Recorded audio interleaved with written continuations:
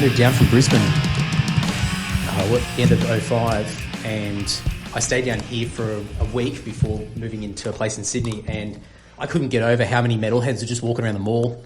Yeah. I'd never seen it before. Like, living in Brisbane, you just don't see dudes wearing like Anthrax t-shirts and Nuclear Assault t-shirts and everything. I'm just going, what is this? This is like, I thought it was a country town. You think because it's a steel town? I think so. You know, Birmingham, man, Judas Priest and shit. Like, it's... And there was a few metal bands as well that sort of came through the gong as well. I think like even like Segression and what were they called beforehand? Easy or something like that, or I think that anyway. But and I think a lot of like big international bands played there as well. Like I think at Waves, so like Slayer and Machine Head. Fucking really? Yeah, I didn't know that. So just insane. Jesus. So all the older guys went to all those shows, and they obviously had kids, and it's like, oh here son, here's Slayer, Rain of Blood. It's like fucking So the next generation, but nowhere else in the country is like the Gong. It's weird. Yeah. Is that right? That's fucking great. Good on the Gong. Yeah. No, it's a weird place, actually. I do remember there was like a gothic group. There was maybe about 13 kids. Yeah. And they were at every single show, like any heavy band, they were always there. Yeah, right. Okay. And they were like the main crowd. I'll probably know them. Yeah, maybe. No, they were pretty cool though. They were just fucking... Yeah. But anyway, welcome to the show, Welcome Andy. to the show. Thanks for having me. Hell. From Lord. The bass player from Lord.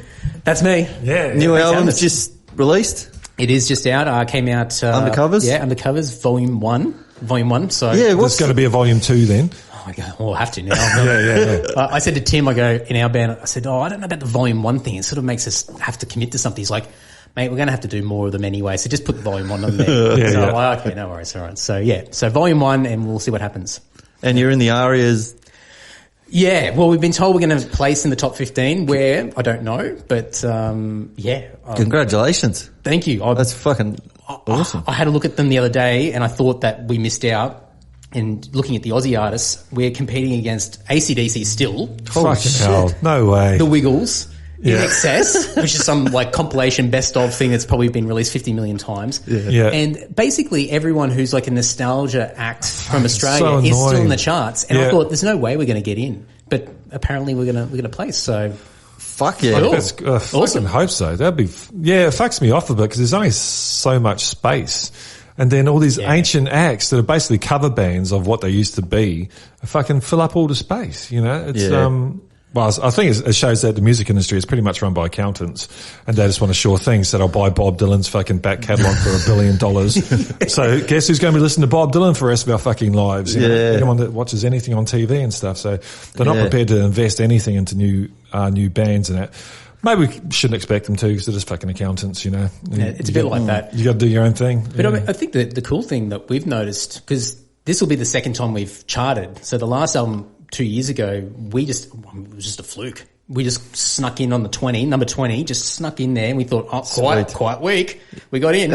And ever since then, we've realised that it's not as hard, and I think just because people don't buy music like they used to, you know, so it's easier to get in. And what I've been saying to a lot of people is that as long as you're ticking the boxes of making sure your music's in the right spots to begin with, so do all your admin work, everyone's got an opportunity to get in now. And, that's right. For us, I always say to the people who support us, I go, back us, like get some Aussie metal in the charts. Like if you're sick of seeing like some indie pop or whatever it is, all the old nostalgic acts, go and pre-order, like, or go and buy the digital copy, or just go and stream the hell out of these songs, and you might see your favourite bands in there. It's not that hard. Is that how ARIA works? So it's not just it's actual streaming as well? It's a combination of a whole bunch of different things. So what you'll find now is that there's certain online like e-commerce platforms. So we use Bandcamp, and Bandcamp are linked into the ARIAs, and then obviously all the streaming platforms. And then I think, and I could be wrong, but I'm pretty sure also radio airplay comes into the equation as far as, I don't know, it's some sort of some like algorithm. Yeah. But we got heaps of radio airplay through Triple M and Triple J over the past month. Fuck, have you? Triple J? Yeah, because God, they've been playing shit lately. Well, we did the Savage Garden cover, and so I think for them it was just like the carrot was like, oh, here's the novelty metal band, Savage Garden, let's just smash them. Yeah, that's right. good. So I think that helps. Were you on the ABC the other day? Like, yeah. I put it on with Lindsay. Yeah. I made Matt put it on, but Yeah. So there you go. So we hit another demographic, the local guys in the gong all listening. That's right. Yeah, I I had a love few it. messages from people going, just heard you on the radio, man. Yeah. I was like, oh, it's cool. Yeah. Yeah. So not who, but how did you select those songs for, like for an album, a covers album, like.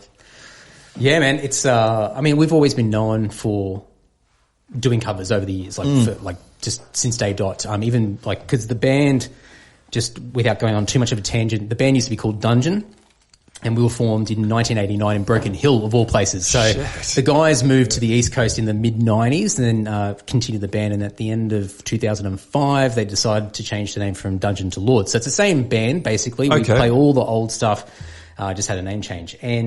But right from day dot, it was always covers. Throw covers into the mix and just, it's a good crowd pleaser. And people talk and all that sort of stuff. And so over the years, what we've done is we've recorded all these covers, and just for the love of the songs, like we always just love these original artists and these songs that we've grown up with. And, but we've used them for like bonus tracks on different releases around the world. So Japan in particular, they always want bonus tracks because they're trying to, it would be cheaper for Japanese people to buy the import than to buy the local version. So they would load it up with extras. Is that why they got a Japanese version of things? Yeah. And so they try and make it more unique and special for Japanese people only to justify the Is that because there's some import license tariffs or something, is it? I don't think it's as much of a factor anymore. I think it's more of just a nice tradition that they still do now. But I think back in sort of the 70s and the 80s, it was more of an issue. So for us, we've just been used to throwing all these extra songs at Japan for each of our releases, and then we would do the same here in Australia. We'd do stuff in Europe or the US or wherever, and then people would just contact us years later and go, "Oh, what happened to that cover song you guys did?" And I said, "Oh, no, it's on a Japanese press somewhere," and no one could find them. So with all the stuff that's been happening over the past 12 months, globally, we haven't been able to do much, like a lot of bands, and we thought, let's slap all these songs together, put something out, and we'll record a couple of covers as well, some new ones. And put it out. So it's a bit of a retrospective compilation plus some freshies in there, I guess to answer the question, long way around. Man, we grew up on everything from 80s pop to extreme metal and everything in between. So basically any song that we love, we're just going for it. As long as we can do a good job of it, then we'll go for it. Yeah, Shattered turned out fucking a bit really of good. That turned out nice. Yeah, definitely. And that would have been fun to play, I think, as well. Man, we recorded that. So we recorded the drums at Main Street. Adam, down the road. Adam Jordan. Yeah. And I think we recorded the guitars, including my bass, at Tim's place when he was living in North Gong. In this tiny little unit with his crappy little computer, and we had everything plugged up and we were recording it. So even today I went through and listened to the album again, and I was listening to Shattered, and I can hear my bass through it. I could remember actually recording that on this crappy little chair in his tiny little spare bedroom in his unit, just going, so that's cool. But it's amazing because, as I said, these songs have been recorded over the past 15 years. So Shattered was recorded in the beginning of 2006, I think. So and so everything's been remastered to sound a little bit fresh, but they're old now, so it's cool. That is cool. Yeah. Have you got plans of touring or gigging? It's kind of hard now, isn't it? It is hard. Yeah, I think we've got two things going against us. One is this pandemic stuff. That's kind of been a bit of an issue. And we've seen a lot of mates that have started playing shows now, which has been good. But you tend to start booking shows, and then states start to border down for a few days. That throws everything out of whack. Only up until just a few weeks ago, you had to still sit down at shows in New South Wales as well. So for us, I'm I don't know if we want to get on stage and play metal with people sitting down. It's kind of a bit weird. I respect the bands that are getting out there trying it, but for us it wasn't a factor. But the other thing that's been going against us is that we haven't had a permanent drummer for years. Oh shit! Really? So we're total. It's a classic problem. Total spinal tap. Because the Dungeon days, you had a lot of roster changes. The guys coming and going and coming back and playing live shows, and then same all through the Lord era as well. So Mark, Tim, and myself are the mainstay in the band, and so we've sort of collectively been together for, I don't know, about 12 odd years now, but had a revolving door of drummers. And we sort of got to the point now where it's well, that's okay. We know a lot of great mates who will just come in, session guys. They know what they need to do, and they can sort of pick up the job and get it done. Yeah. But it does make it hard to sort of make really quick decisions and go, we want to do that, we want to do that, because you have to go and approach these people sort of like getting a contractor in and going, do you have availability and what's your rates, blah blah blah. You know? So I'd love to have a permanent guy, but I think for us, our band is we're so old now as a band. That's just a really hard thing to infiltrate and be a part of. For sure. It's like, welcome aboard, mate. Here's the band. By the way, we only see each other about 5 or 6 times a year. We play like 3 times a year if we're lucky. So just go and sit over in the corner and just not do anything, and we'll be in touch, And they're like, oh, thank you so much for letting me join this band. Yeah. What do you ask for a drummer to come in? Like, you must play at 260 BPM, or, like, show us your blast beat, or like. Yeah, it's tough. I mean, because we play a lot of different styles of music as well, like a lot of different styles of metal. So there is blast beats in there. Oh, yeah. It's like that typical power metal, so there's double kick stuff as well. So usually what we'll do is we've got just a go-to drop box of just all these files, and we'll just go, here they are. They've all got click tracks attached to them, and it's like, go and have a listen. If you can play them, then just throw an iPhone up in the corner of the room and just film some stuff and show us what you can do. And that's the test. That's cool. Yeah. So we get a lot of people who go, hey, we're keen. And it's like, okay, just literally like get your camera and film. It doesn't have to be perfect. We'll get an idea. You never hear from them again. You go, okay, that's the first test. Because if they couldn't even do that, then there's no chance they're going to do anything else. Yeah. The keenness kind of dries up. Yeah, it's like, I've got to put some effort in. Yeah. Damn. Oh, fuck, I can't play that. Because I found that I actually came and tried out a lot, not even try out. I wouldn't call it try out, but Tim Yatras, he contacted me because I was playing a little bit. But I turned up, and Tim Gross, he's like, all right, we'll just play some songs in that. Plugged in the amps. I'm like, okay. And he's just like leaps and bounds from at this time. I had never seen guitar playing like this, you know what I mean? And I was just like melting in my chair.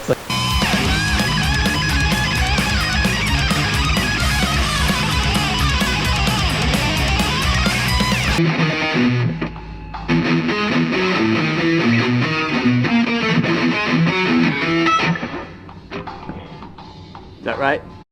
Yeah. It's like, oh shit. Plus Under Pressure, and because I was listening to Dungeon like previous to this, like a year or two in, and I'm just going, fucking hell, I wasn't ready.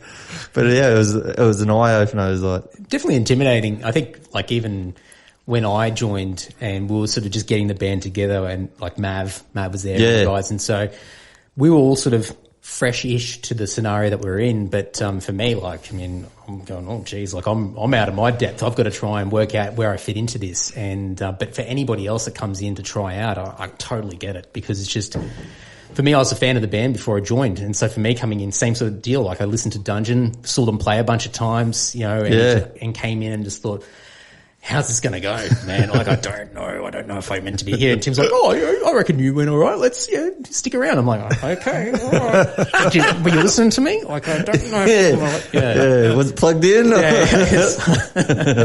it's cool. But so you joined in the final chapter, was it? Yeah. Yeah. So how did that all go down? Yeah. So the end of 2005, I joined, and I think the guys had a final album in their contract to fulfill, and so that's why it was the final chapter. So Tim had an album more or less written, and then by the time he was sort of finishing off that album, we were already in Lord sort of era, the first sort of year. Because he'd already done the side project, was it? Yeah, so he did Lord as a solo thing a few years earlier, 2 or 3 years earlier, but he was recording it, and then so he got us to come in and help record, and so for him it was a bit of a I've always given Tim credit because he's always thinking years ahead, and he's like, I need to advertise Lord now inside the last Dungeon album. Yeah. So inside there's photos of us, so Tim Yatras, Mav, Tim and myself, and Lord is inside the final chapter, and so we play on the final chapter, and so it's just sort of like goodbye to the first year of the band. Yeah. Hello to the second era. And it was, I mean, at the time I was sort of like, oh, yeah, okay. Didn't really think about it. I'm like, oh, whatever you say, Tim. I'm still fresh and eager for anything he says. But looking back, it was a very smart thing for him to do because it sort of warmed everyone to what the next year of the band was going to be, and it sort of proved who we were straight away. Because I think a lot of people thought Lord's going to be a lighter version of Dungeon, and it's going to be a bit more flower metal and stuff like that, a little bit sort of light around the edges. And I think that sort of straight away said, like, these guys mean business, and don't sort of disregard what this next year of the band's going to be. So yeah, it worked out well. Yeah. Where did you record that album? So 301 in Sydney. Oh, yeah. So we did the drums there, and I think Tim did the vocals there as well, or maybe it was Main Street. I can't remember. It was one of the two. We definitely did the drums in Sydney at 301. Yeah. And then once again, guitars and everything were done at Tim's little Tim's little home studio. It's worked out. Oh man, and like now Tim's in Cringilla these days, and he's got an actual proper studio. So he just does everything there. He does video production, does his bands, and obviously does a lot of Lord stuff there. And so he does the film clips, does he? Yep. Yeah, cool. Yeah, some nice video work. He's like, I always say he's our not so secret weapon. Like, he is literally like a multi-talented. Does everything. It's insane. Like, we'd be nothing without him. I like in the bio it said that back in the day they couldn't find a singer, so Tim just decided to do it. Let's give it a go. Like, he can fucking sing, it's crazy just to put that in there. He's one of those guys who he becomes obsessed over one thing. Like, he doesn't know something, so he'll learn it. Yeah. And he just over obsesses with something and becomes a pro at it, and then he moves on to the next thing. Yeah, yeah. And where a lot of us, like, I'm so guilty of this. I will dabble in lots of different things, like jack of all trades, master of none. Barely even jack of all trades, like just sort of half-ass of all trades. Yeah. And so I can't sit still. I can't just go, if I just do this and focus on this for a few years, I'll be really good at this, then I can move on. I'm like, I want to do everything now. Yeah. And Tim's just like, nah, gonna do this, gonna get pro at it, now I'm gonna move on to the next thing. And yeah, it's worked out well. Hey, as a slight segue, it's not about metal, but it's about chess, which is pretty close. So that something happened in the chess world last week, which is pretty fucking freaky, and it's about an obsessive learner. Anyway, so the world chess champion is a guy called Magnus Carlsen. I think he's from Norway, and there's a tournament going on in Germany, and it's the world championship. So whoever wins this tournament gets to play Magnus at the end because he's the world champ. Who's going to be the new world champ? Magnus is doing a bit of he's out the front of the place where it's the championship's going on. He's doing a bit of yoga and shit like that, and he's just sitting there, and this dude in a hoodie comes up, walks past and says, "Oh, you're the world champion." And he couldn't really see his face. And he goes, "Yeah." And he goes, "Oh, Magnus Carlsen." He goes, "Yeah." Didn't really know who this guy was. And then, and he says to him, "Oh, okay, well, do you want a game of chess?" Magnus goes, "Oh, yeah, maybe." And he goes, "Well, look, we'll make it interesting. If you win, I'll give $1 million to any charity that you ask. And if you lose, you never play chess again." And he goes, "Okay." So this guy pulls out a chessboard and they start fucking playing. This guy's pretty good, not great, but he's pretty good. Magnus is, because there must have been other people around, because there's a guy called Agamagdor who's a chess geek on YouTube, and he goes through every chess game. If you don't know much about chess, every single fucking game that's ever been done properly, the whole moves are there, so they can tell when a new chess game started. It's like, well, no one's done this move before, so it's a new chess game after move 8. Yeah. And so someone was there taking the moves, and this guy's pretty fucking good. He knew a few of the openings and shit like that, but Magnus had him. Magnus was one move. This guy did a fucking stupid move. He moved the rook. And Magnus, he just fucked up there. Okay. Well, I've got him now. One move away from checkmate. Man. And he thought he was going $1 million to charity. Fucking, I'll go in and then dude pulls his head off, his fucking hoodie off, and he's this fucking freak that Magnus played 3 years ago and destroyed. But the guy's a bit Asperger's or some shit, and he's a fucking compulsive learner. And he spent 3 whole fucking years revenge on how to beat Magnus Carlsen, man. And this fucking move that he did that should have been a mistake actually wasn't. It was one of the best chess moves ever fucking made. And then he does this whole bishop pairing where the bishop's going up this angle, and Magnus couldn't get that one move. If he had one move, he would have fucking won. 8 moves later, he fucking lost. Wow. So he's given up the world crown. He said he'll never play fucking chess again, and he wants to make this guy the world champion. And this guy has now quit chess himself. He said, I only wanted to do it to fucking beat the world champion. And now he wants to become the greatest Tetris player that's ever fucking lived. Oh, well. No shit. It sounds like bullshit. Move on to the next one. Yeah, moves on to the next one. He's done that. Just destroy everyone's career. Who's next? Who's next? Quit. It's a bit. Magnus is trying to stick to his word, but I don't think it's really fair. If he had known who this dude was and what the stakes might have been a different story. He would have done a bit more research and not taken that move so lightly. But fucking interesting, isn't it? I Obsessive learners, admire people like that who've just got this tunnel vision where just nothing else matters. It's just pure dedication to whatever that craft is that they want to learn. Because I mean, there's so many things that I'd love to do, and I know deep down that if I've got 10 years, I could learn 10 things and be really good at it and just dedicate a full year of just deep learning. Yeah. But I can't do that, man. Nah. That's hard. That's hard. Yeah, You can only do that when you're I can't young. focus on, there's like 400 things going on at once. Yeah. Well, that's like I've started classical guitar again, and I love it. And I'm okay, but I know I'm never going to be fucking like Segovia or any shit. Like I know, like some things you have to start from a really young age and keep fucking going. You know, that's why I really like classical music, because it's, especially for the technical aspect of it, that they're as good as a human can get. If you train a human from fucking birth, this is what they can do. Which is quite cool, but it's not my thing, and it's not.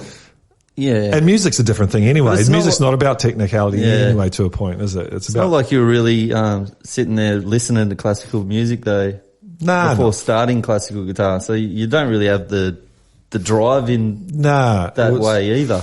I like a bit of it. A lot of it I find quite naff. But I like classical guitar generally, but just fast forward you playing like classical gas or something like that. That's close enough. That'll do. Yeah, that's it. Oh, there's some legends out there. Well, guitar's a classic thing, isn't it? Like Guthrie Govan or something like that. You have to be compulsive to be that fucking good. You got to be kind of insane to play any type of guitar. You got to sit in your room for fucking hour upon hour, and repeat the same thing again for fucking thousands of times. I mean, we were talking earlier before we started recording about people that are famous and getting famous and the consequence of becoming famous. Yeah. And I think what you find with a lot of people who are highly, highly skilled in something, they've made so many other sacrifices. I'm sure Tim won't mind too much with me saying that, but he is so technically skilled in so many different things, but in like everyday life, man, what a pain. If we go on tour, like he doesn't like deal, like he's pleasant to people. He will talk to people, especially at shows. People want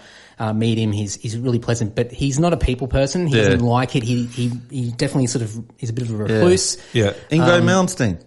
Well, but not a dick. No, but the same the same sort of thing. Like I think he has no people skills. That's it. There's no balance there. So you're sort of so far over on one end. That's right. Yeah. That you've put so much in that you've sort of missed out on other experiences. Yeah, well, to that build social up aspect is those a really social difficult thing to do. I really like meeting people in this podcast situation. We've made heaps of new friends there, but generally, like we had my wife won't mind me saying, we had a Easter party to go to, and I pulled a sickie because I just couldn't deal with fucking talking with people that aren't really my folks, and exhausting as well. It's kind of exhausting. I've got to try and not say anything fucking too rude or anything. Yeah, I'm worried about that.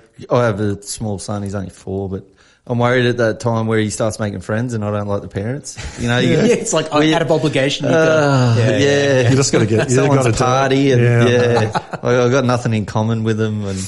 Yeah, it's always been a parent. Those rise above moments. They're the sacrifices you got to make. Yeah, and you grow, Yeah, that's right. But I can understand that if you're compulsive about something else, there's other aspects of your life that just have to. They have to lag, man. You've only got X amount of time. That's why in our band we've worked really well over the years, particularly Tim and I, because from a technical skill set, I mean, I'm fucking hopeless, but. For Tim, obviously, that's his strength, and for me, like all the networking, the social aspect, the promotion, all that sort of stuff, that's where I guess I shine in comparison. So Tim's like, oh yes, please go and do all the interviews, please go and do all that stuff, go and talk to those people. Can you walk over and just talk to those people? I'm like, yeah, sure, that's great. Hey, I get to do the thing I love doing. So it's sort of that balances across two people. No, that's great. It's a synergy, isn't it? So you've all got different aspects you bring to it to make it a stronger whole. Yeah, that's fantastic. So where did it all begin for you, like the bass playing and getting into metal and? Yeah, so I think from a lot of bass players started playing guitar, and then I realised that it was very hard to join a band I didn't want to create a band because I just didn't have enough behind me to sort of get started. But everyone wanted to be a guitarist, so there's no vacancies for bands, But everyone needed a bass player, and I was just like, is that in Queensland? In Queensland, yeah. And so I thought, well, what's the most important thing here at that point in time in my life? And it was like just to be in a band. Like, I don't care. It could be a triangle. Don't care. Like, whatever. And so I thought bass guitar, fair enough. So I went and did a couple of trades with some mates, picked up a bass guitar and so started playing. But it was really sort of in the back of my mind, I thought it's just like a foot in the door, just to get used to playing with people in a band, and then eventually I'd just go back and play guitar. Yeah. And, well, it's never went back. I'm still playing bass now.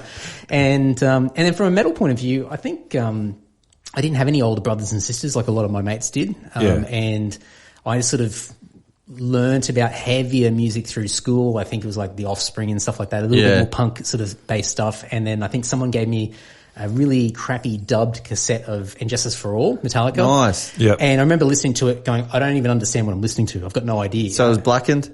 Yeah, Blackened, yeah.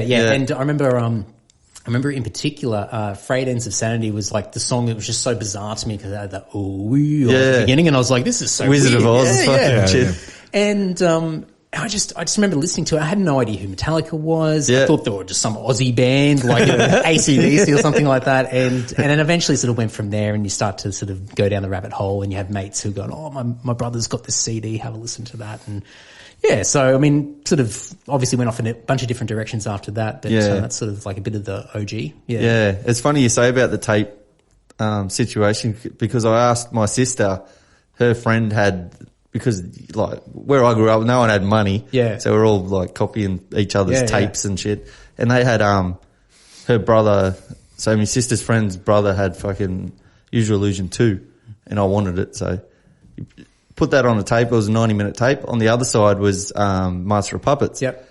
And I listened through the whole Guns N' Roses and flipped it over and heard Battery for the first time and never listened to the Guns N' Roses again.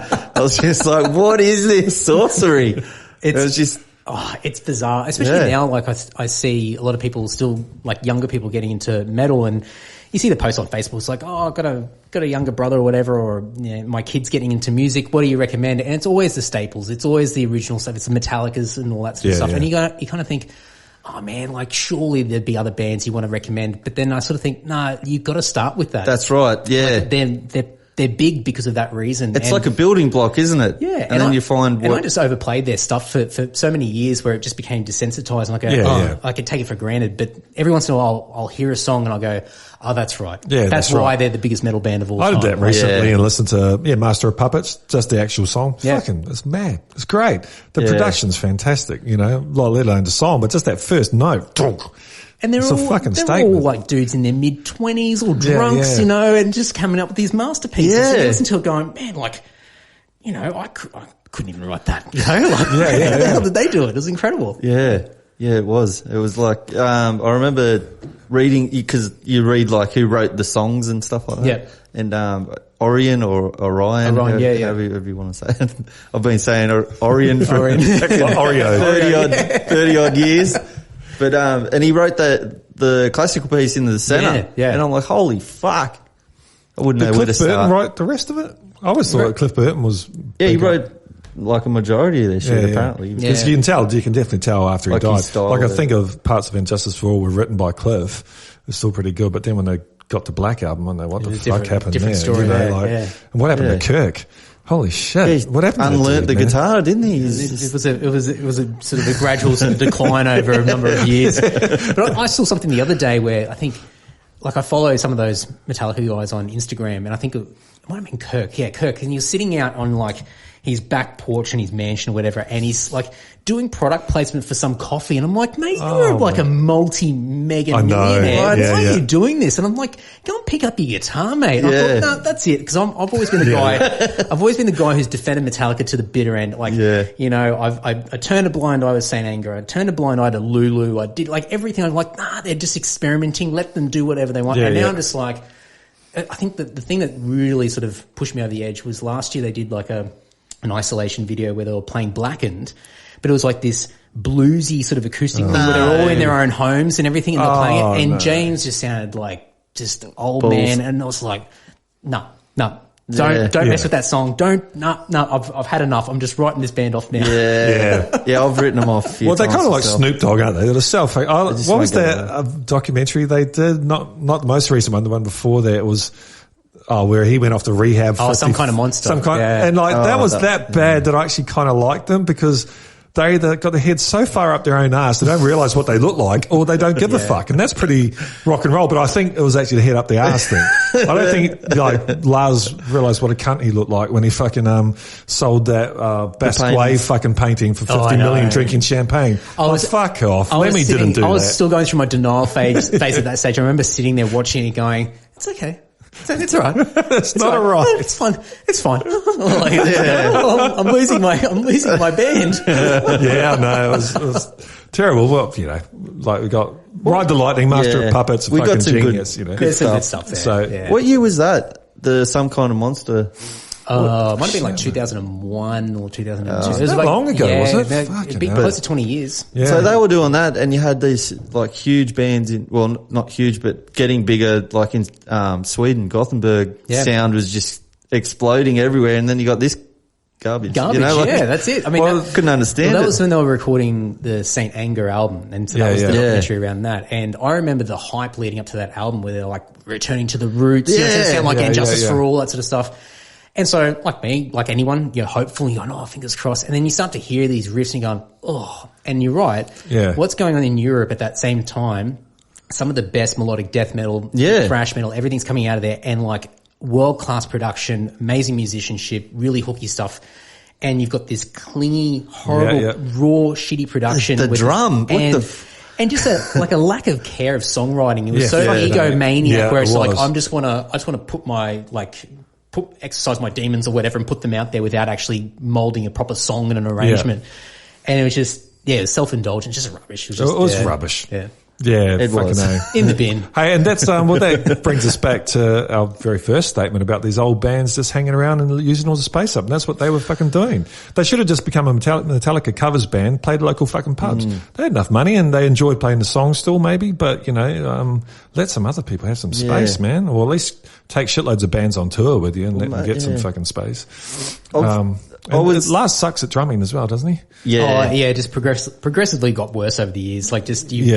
Like, I'll give them credit. Like, they still put on one hell of a live show. And they play a lot of their old stuff these days. So I think they sort of acknowledge that this is where it all comes from. Yeah. But I mean, I watched Lars like playing some of the old stuff and just watching like him just miss drum fills and just go, instead of like doing you just go like just these basic sort of things where it's like, I'm just too lazy now. Why would I? Like you're still going to like it anyway. You're still going to pay for the ticket. So I'll just half-ass it, Well, mate sent me this clip of Lars playing One, and the double kick section, and he was playing it on the tom. No. It was slow, and he couldn't even get the beat properly. It was fucked. Do you think Joe Satriani played all Kirk's parts and Master of Puppets? Maybe, or maybe Cliff did. Maybe he was playing the solos. But not to bag up Metallica too much. So you got Metallica won't go away, but you had I don't know if you like Necrophagist at all, or Necrophagist, and Muhammad just disappeared. Yeah, maybe that was the thing they should have done. Like everyone still craves for that. Well, you see that meme that keeps popping up on the internet where the skeleton's hiding over the console desk waiting for the next album. Yeah. There was a YouTube video that was posted just last week, and he revisited all that, and he brought up that wasn't that long ago, they made a 7-string Xiphus. Right, okay. And they were saying this is going to be on the new album. It's just nothing. Just this hype machine that just keeps rolling. Yeah. Everyone's just going, I can't wait. No.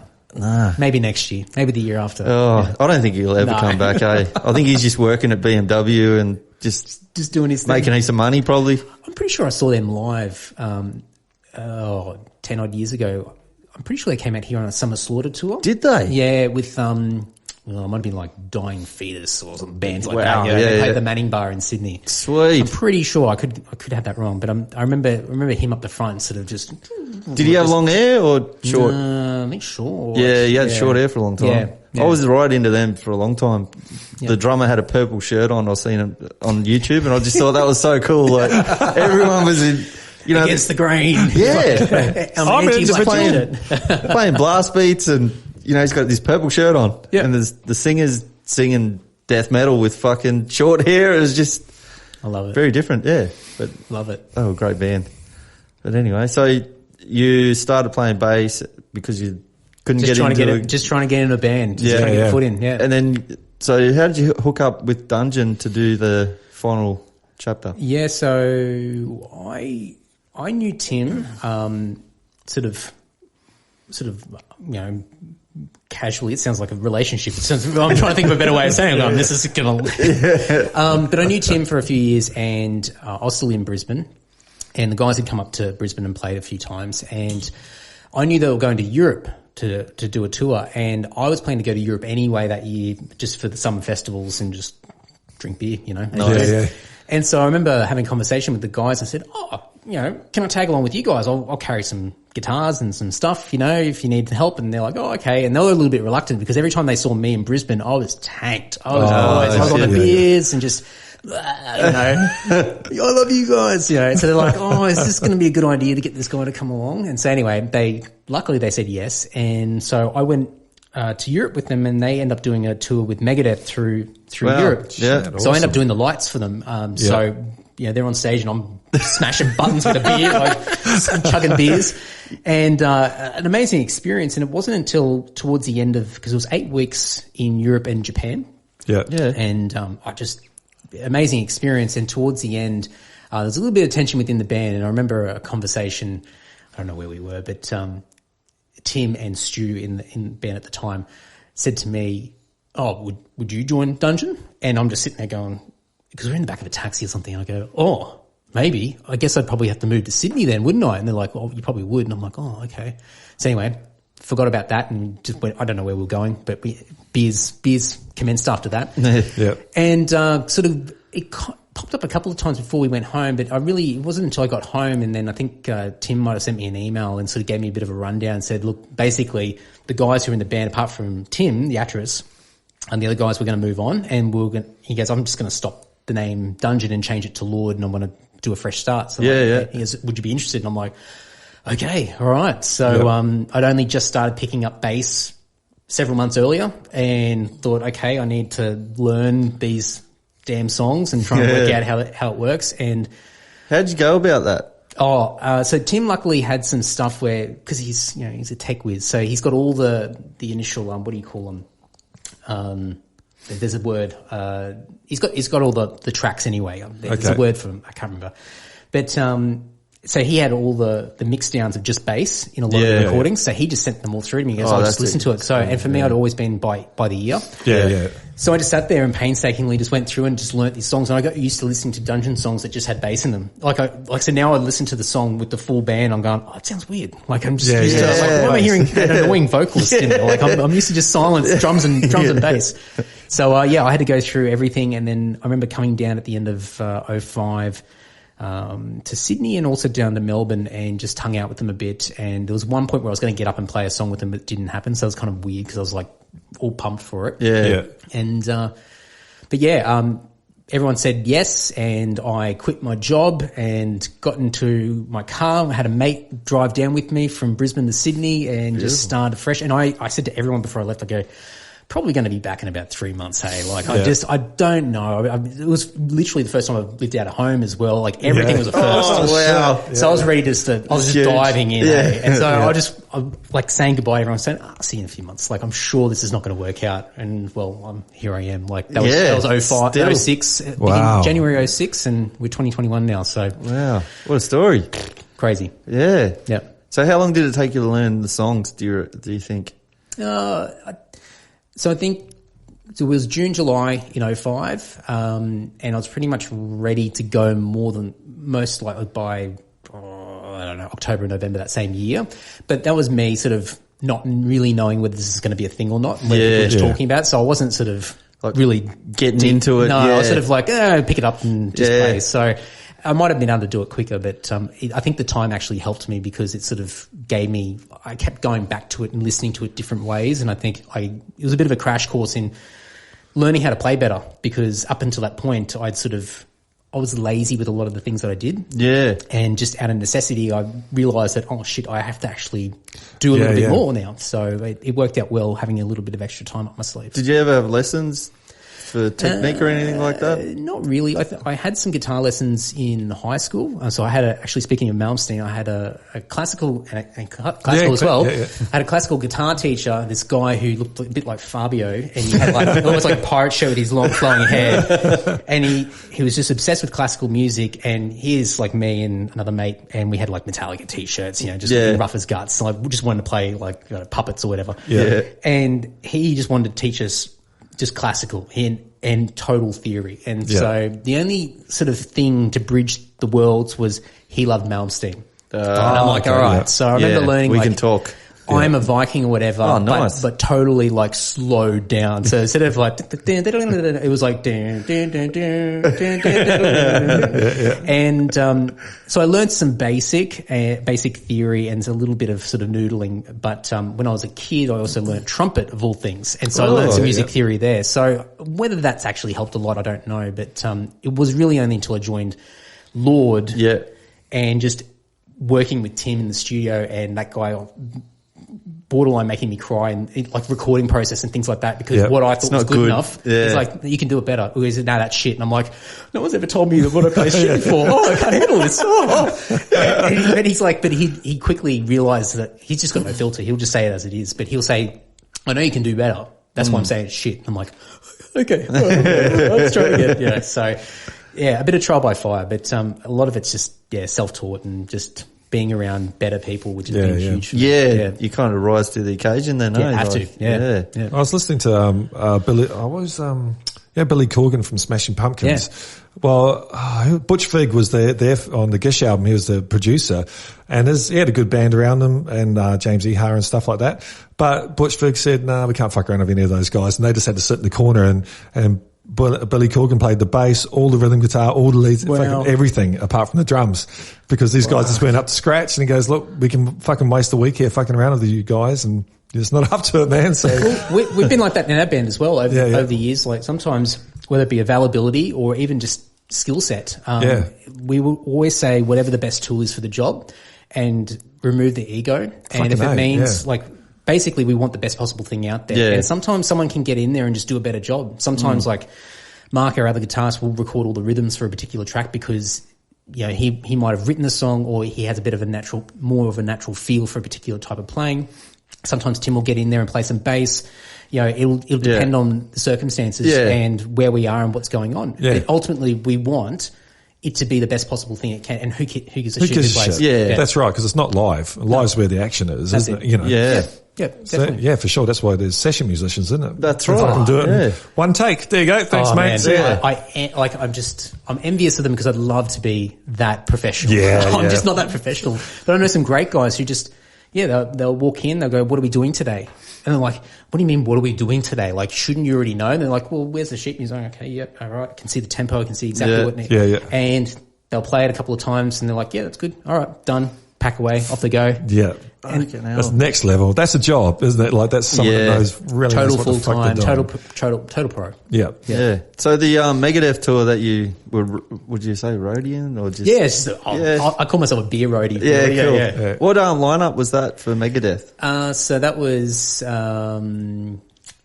the System Has Failed tour. So that was James McDowell or whatever his name was, who used to play in Iced Earth on bass. Yeah. And then the Drover Brothers. Oh, yeah. Yeah. So they came through Australia, I think, at the beginning. When was that? It was earlier in 2005, and Dungeon supported them on that run in Australia. And then towards the end of the tour, Dave had actually said, "I like you guys. Would you be keen?" And they were actually planning to go to Europe anyway. And so just the stars aligned and they went, "Okay, this is going to happen." Yeah. And in Dave's book, whatever one, not the last one he did, but one of his autobiographies, he actually mentions Dungeon in one of the chapters but just a throwaway comment saying, "Oh, we toured Europe in 2005 with Dungeon." And that's cool. That's good enough. That's good enough. That's good enough. But he's a big fan of the band. Towards the end of that tour, he was having conversations with us and management about going on, I don't know, I think it was the second Gigantour. Oh, yeah. And so there was an opening spot on that throughout the US. But it was something where we had to make a decision really, really quickly, and it was megabucks, visas, or everything like that, and it just didn't happen. But there was a point there where it could have really exploded for the band, and just like anything, just things just don't quite happen the way. Yeah. But there was a couple of moments there where Dave's like, we're standing there, and Dave's just talking to us, and he's talking about these things, and we're just like, Oh, what are we doing? Like, what's going on? This is crazy. Yeah. Fucking hell. That would be wild. Yeah, it's not like he's struggling though. Like, No, you no. have a decent following and Yeah. We're so pretty lucky. good. We're so lucky. I mean, just to have the legacy of being around for so many years is a massive help. And I think just the fact that we can keep putting music out and people enjoy it is just, it's mad. Just like, I love it. Yeah, it's great.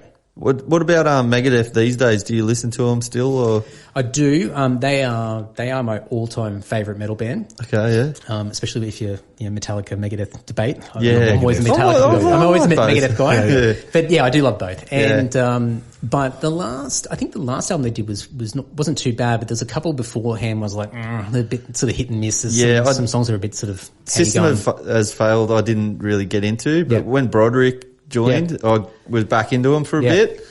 But I don't know. Now I listen to Broderick, and it sounds like he just knows too much. Like he doesn't. Too technical. Well, they've got another guy in now, Kiko from Angra, and so he's like a technical guy. So it's very, very different again. Yeah, Kiko's pretty good. Yeah, crazy guitarist. Yeah, it's just like, who's the best guitarist right now? We'll just get them. Yeah, It must be good to have that sort of power. Yeah. But, it's a tough thing to best guitarist, because I dig all that shit, but I'm like a 1980s Ozzy Osbourne, Jakey Lee, fucking Randy Rhoads thing. Like I had fucking. You need the feel. Yeah. I had Randy Rhoads of what was it? Flying High Again from Blizzard of Oz, and fucking Bunnings the other day. Really? I was in Bunnings 8:00 in the morning or some shit, and I'm like, what the fuck's this? Fucking Randy's shredding. Well, I suppose it's not shredding now. Cool, it's probably slow.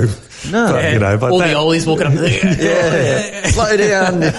yeah, fucking hitting the shit out of your strings, and yes, so this is such a wide kaleidoscope, the metal world, and it's a lovely family though. I don't think people realise that aren't into metal just how much of a family it is. You go to a metal show and people are headbanging and shit, but everyone loves each other. It's fucking great. No, it's so good. Yeah, there's no issues. Like I used to go to the Oxford here and the metal bands. You played there and shit, And there's never any issues. They didn't need security on or some shit. The only issues you'd have at the Ox was the glass house across the road. And the two worlds coming together, and you'd be sort of in the beer garden where the bars are, and everyone's sort of like throwing arms through the bars, trying to like throw a punch or bottles flying over. Yeah, that's right. It wasn't exactly. It was just the clash of the worlds, but inside, like it was fucking great. Yeah, all unified. Absolutely. Yeah. What was so you played with Megadeth? Did you play in the band with Megadeth at all? No, you were just roadieing then? I was roadieing then, but we ended up playing again with Megadeth in 2017, I think. It was only a few years ago. We played a festival in Jakarta called Hammersonic, and they headlined. Awesome, yeah. And so that was pretty cool. So just awesome to share a stage and just be on the same bill. Like we were a little bit further down, but it was cool. It was like, still technically we played with them. But it was also good because Dave recognised us. We were at the airport, Jakarta airport, and they're walking past. He's like, "Hey boys," I was like, "Oh wow!" And their guitar tech, who'd been with them for years, we always stayed in contact. Like their road crew was amazing, and a lot of those guys stayed in contact with us for quite a few years. And one guy in particular, Willie G, who's also done guitar tech work for Slayer, Anthrax, Nevermore, King Diamond, like all these guys, and he is like one of the most popular guitar techs of the guitar tech sort of world. But he's amazing and a great friend of ours now. And so I've had him like on my podcast and go back and forth. Sweet. He always buys our stuff when we release new albums. He's putting an order in as well. And so, we bump into each other in Jakarta of all places, and he's just like telling me these stories, and I'm just like, he's like, oh yeah, I got to go on tour with Slayer. It's like, oh, okay, I don't know. That's mad. So you had with Nevermore, where did you tour with them? Were they? Was that in Australia? We only did one show with Nevermore, and that was the last time they came out in 2006. So they played the Gaelic Club, and that was awesome. I think that was the Godless Endeavour tour. For them, But last time they ever came out, so it was good. Well, at least we got to play one show with them because I'm a big fan. Yeah, it's all over. Yeah, unfortunately, but do you like Arch Enemy much?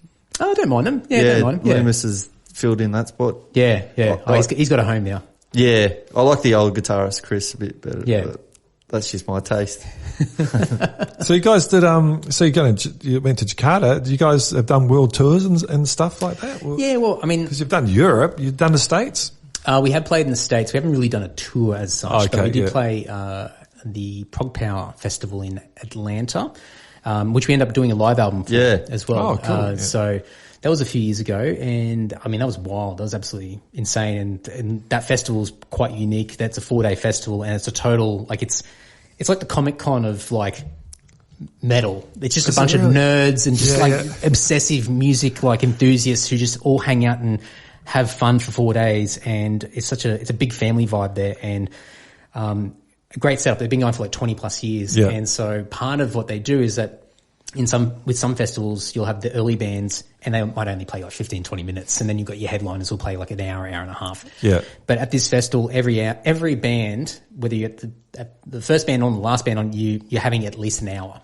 So awesome. proper showcase, and they also offer filming and recording services as well. That's how you got it done. And you can pay a little bit more depending on what you want. But it was all in-house, and so they just said, look, it's already here, so you don't have to pay to go and bring in production. Yeah. And so we just went, throw the money down, let's pay for it. And we thought, who knows if we'll ever get back to the US, so let's just build this. And we were so lucky. It was such a great show, great crowd.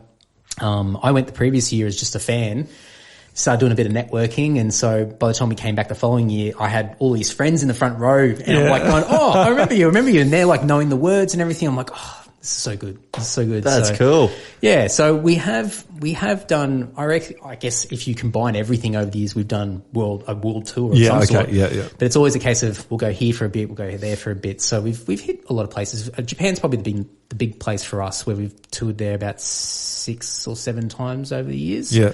That's always been a really strong place for us. The big into metal, I didn't know that. The only thing I know about Japan and metal really is the Anvil documentary. Oh yeah. They seem to love it over there. Was it kind of like that, you know? Yeah, a little bit like that. I mean, I think their history is around, the Budokan, which is like their famous rock family. Yeah, that's right. Ozzy played there heaps.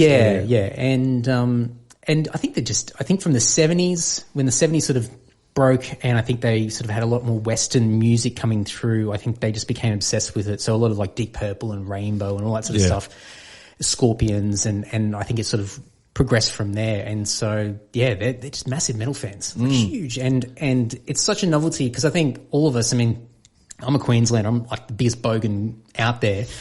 So here's like this bogan walking through, Tokyo or whatever, and these people walking up to you and just going, oh, can I get a photo? Can I get an autograph? Or they recognize us. They run into a shop to go and buy our CD. Wow. Come back out to go and get it signed. That's cool. And then people, the following like tour that we come back, those same people are coming to the shows, and they're bringing photos from the first tour together in like a little photo album for us to take home, with like a little gift of like a pair of socks and like just weird stuff. And I'm like, this is so weird. So weird. But it's like their way of just showing their affection for a band. And I'm just like, I've got a beer going.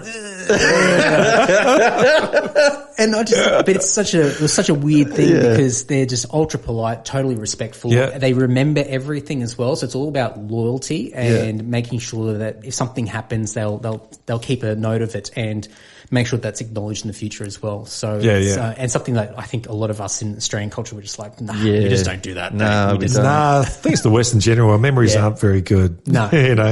What was the reaction at the Japanese crowd? Yeah, well, because did they jump around and stuff? Yeah. Or? It's definitely different. It's really different. So what we found is when you're playing, like, I think it depends on the show and the day of the week, because I think on the weekends, like, they'll come out any night of the week. Yep. Like, they're really good like that. Yeah. Weekends, I think they can get on the juice a bit more, so they're a little bit more rowdy. Yeah. But regardless, in between songs, dead silent. Like, you can hear a pin drop. And so we thought, oh man, they must hate us. Like, it'd be weird. But what we found out is that they don't want to make any noise, because they're waiting for us to talk to them, and they want to be respectful and not distract or anything like that. Instead of like, here you want the crowd, throwing things on stage and heckling or whatever. Yeah. And so we're trying to talk to them, And I'm just saying, oh, hey guys, thanks so much for coming out, blah, blah, blah. And they're like not understanding what I'm saying. Yeah. And so failed the first couple of times. And then eventually I was talking to someone and like, just yell, like scream stuff, like think rock star sort of stuff. So eventually we were getting up to the mic and I'd learn a few Japanese words. So I'd say some stuff and they're like, oh, very good, you know. Yeah. And then I'd be like, Tokyo! And they'd be like, yeah! And I'm like, okay, that's how you do it then. And so it just became, and I felt like such a wanker because you wouldn't do it here. You go, Sydney! And they'd be like, you know, come on, get out, mate, get out. But you had to really sort of turn it up over there. So that's great. But very, very different. It's just a different culture, you know. Yeah, it's awesome. Yeah. So that's your favourite place to play then? Yeah, I think Japan? so. I think from a crowd point of view, it's probably, I mean, I think playing at home is always good. I think the mixture of people getting rowdy and a bit loose and that sort of energy is I think the intoxicating part of it, like sort of getting on stage and just looking out in the crowd and just going, oh my God, what is going on? Yeah, this is crazy. Chaos. But Japan, I think just the uniqueness of the country and just everything sort of contextualized into that experience and getting on stage and playing, going, I'm playing in Osaka, I'm playing in Nagoya, I'm playing in Hiroshima, I'm playing in Tokyo, and just looking out and seeing people that I normally would never see at shows. And like a lot of these guys, if you're playing like on a Wednesday night, you know, the shows start at like 5 p.m. And the front row are guys in white business shirts with black ties because they've literally come from work. Yes. And like for us, like if I was working in an office, I'd be ripping that off and chucking my metal t-shirt on because I don't want to see anyone in my corporate gear or anything like that. They just rock up. They put their bags down in front of the barricade or whatever and they're there. You know, I'm like going, it's like my dad just rocked up to the show. It's weird. So from a novelty point of view, Japan you can't be beat. Yeah. That's crazy. They got some good guitars and probably basses over there as well. There's a famous little town or something that's all full of guitars. Well, there's a section in Tokyo called Chanamizu, and it's like the guitar district. So in Tokyo, you've got a lot of different districts with different types of things. So you've got like the sort of the games and technology sort of district, Akihabara, I think, something like that. Anyway, so like all your console games and arcade machines, everything's there. So you go there for all the tech stuff, for the crazy stuff. But they've got a guitar and a music district, and you basically walk down the street and there's like 40 odd guitar stores just lined up next to each other. And you've got everything from brand new stuff to secondhand. And the secondhand stuff for them, like, you might get the tiniest nick of the paint and they go, nah, don't want it. So it's sitting on a rack. It's secondhand. It's completely cheap. Like it's just, you would never, like you paying at least double back home for a secondhand guitar. Yeah. So we'd be walking down going, oh my God. So eventually got to a point where we would go over there, we'd buy guitars, break them down. We'd only get bolt-ons. So we'd break down the guitars, pack them up, give them to our mate who's Japanese, and then he would ship them home over time to us. We pay, and it would still work out cheaper. Yeah. And I think the first time I went over, I bought two bass guitars. I think I might have bought another guitar. I definitely bought two, and I brought them home with me. Yeah. And just hoping that, you know, customs wouldn't go, what are these? But luckily they weren't beaten up, but you could see that they were used. So I just sort of said, oh, they're my guitars, you know, and they went, oh, okay, no worries. So, But it's insane over there. And like I gotta go. Even secondhand music, so CDs and vinyl and things like that, it's still valued over there. And they've got amazing music stores, like just like dedicated hard rock metal ones. Like they've got a chain called Disc Union.